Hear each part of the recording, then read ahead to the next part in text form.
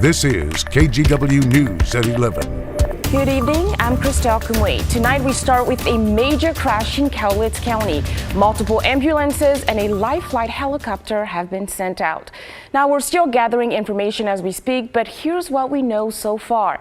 This is a map of the area. The crash happened between Lewis River Road and Little Kalama River Road. There are closures along State Route 503 near the crash, so expect delays if you plan to travel that way.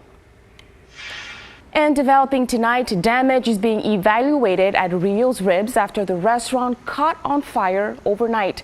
Here's video of fire crews at the scene on Northeast Sandy Boulevard in Portland. The owner says she suspects a homeless person set the fire. Right now, she's not sure how much repairs will cost, and this is the third time the restaurant has caught fire since 2020. That they are never left wondering if they're alone, if anyone will listen to them, and if anyone will care. That's the mission and the message of the Family Justice Center of Washington County, hoping to shed more light on the critical resources they provide to end cycles of abuse. Earlier this week, the body of 27-year-old Kaylee Birdsell was found in a landfill. Investigators calling her death a domestic violence-related murder and charging 31-year-old Fabian Hernandez for killing her. Aba Mokardi sat down with the executive director of the Family Justice Center. From the opening in 2018 to the beginning of this year, Rachel Schutz tells me they've helped nearly 12,000 people in Washington County access services after abuse or violence. After hearing about Birdsell's tragic murder, she was compelled to reach out to us so more people will know where to turn in moments of need.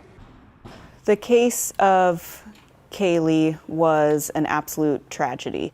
Our community right now is facing an all-time high in domestic violence homicides. It is very emotional for our partners when we see something like that happen. At the Family Justice Center of Washington County, Executive Director Rachel Schutz says the mission of the numerous agencies housed within the center is this: to break cycles of abuse and safely connect survivors with life-saving services. Since opening their doors in 2018, they've provided this help to thousands. I hate that it's necessary. I don't want anybody to have to come here. Every person here wants to have done enough to close our doors because we are not needed anymore. That's the goal. Yet, Schutz says that's not the current reality. She hopes more people recognize the signs of domestic violence and abuse, explaining abusers often use tactics like fear, intimidation, and isolation. It is a long-term cycle of power and control to make the victim believe that it is normal, it is something that they deserve. Though help is out there, Schutz said it can be extremely difficult, even dangerous to get it, sometimes taking 7 to 10 tries to leave partner violence. The barriers to getting help are very, very high. It can be life-threatening to try to get help.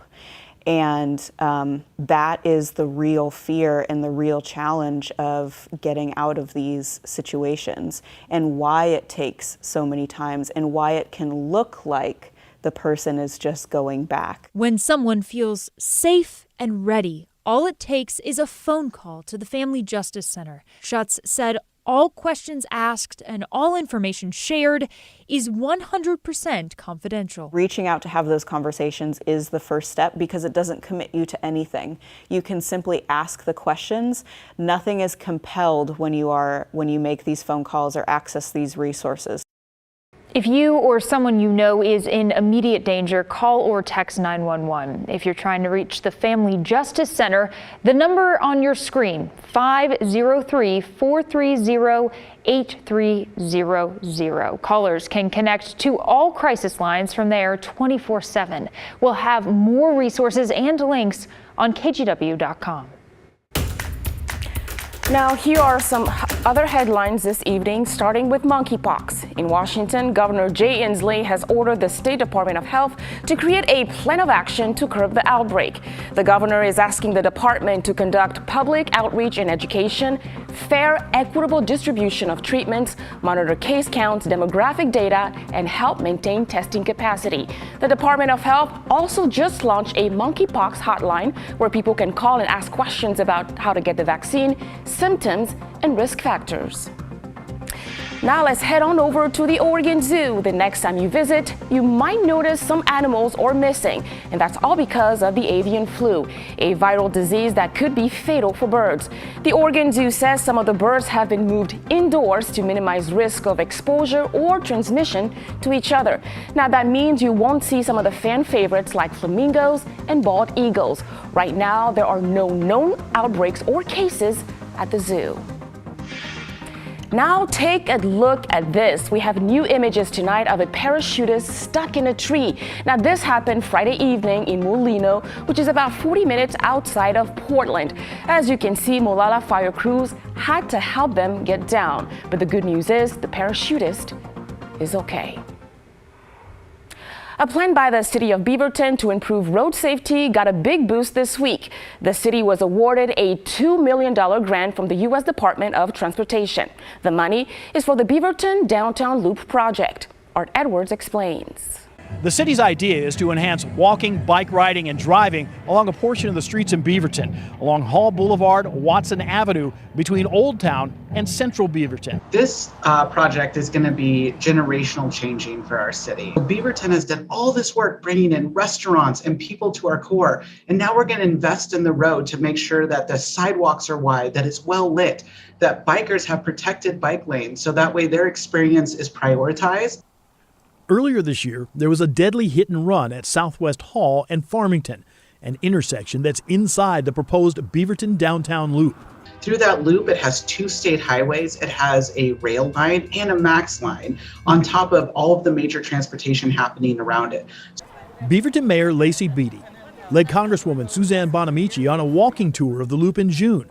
Bonamici and Senators Ron Wyden and Jeff Merkley announced the $2 million grant from the U.S. Department of Transportation earlier this week. It will get the project started. This is a massive project that's going to bring in tons of jobs, and we're really going to reimagine what the downtown looks like. The Beaverton Night Market sits at one end of the Beaverton Downtown Loop project. People here like the idea of improving walking, biking, and driving through the loop. It's nice to be able to, be out with the family and kind of explore the city more, on foot. The next 2 years will mostly be planning. The entire project could take 5 to 10 years to complete. Total cost, $20 to $30 million. Reporting from Beaverton, Art Edwards, KGW News.